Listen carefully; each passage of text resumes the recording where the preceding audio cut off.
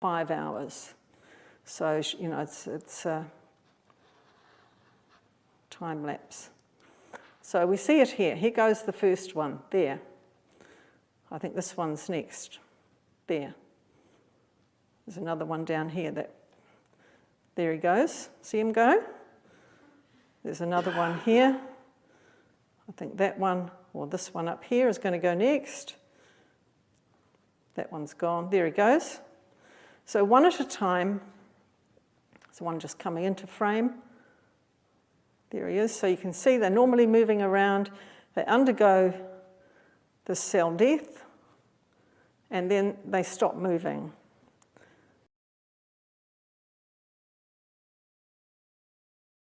See the cell eating the cells in the vicinity. And so there he goes. You watch him go.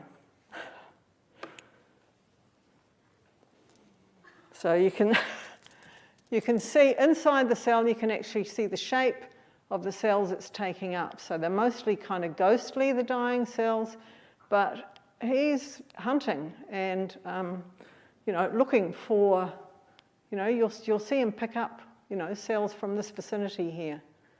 So, and then he goes off and hunts up in this direction for a while.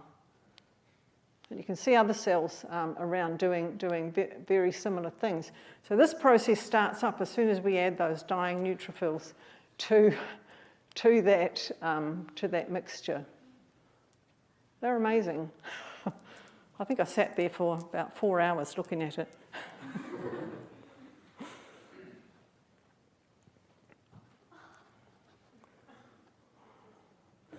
I don't know how many cells they can eat, but it looks like an awful lot.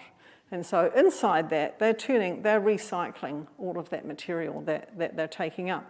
And this is what's happening in your bodies pretty much on a daily basis.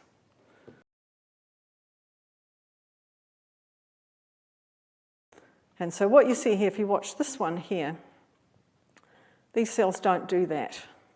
There's an awful lot of activity inside that cell, but there's no blebbing or bubbling, and in fact, they pop.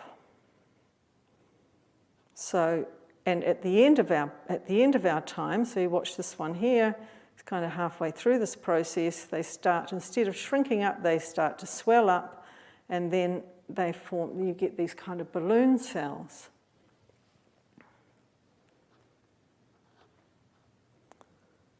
And at the end of the process, we've got a whole lot of these cells that look dead.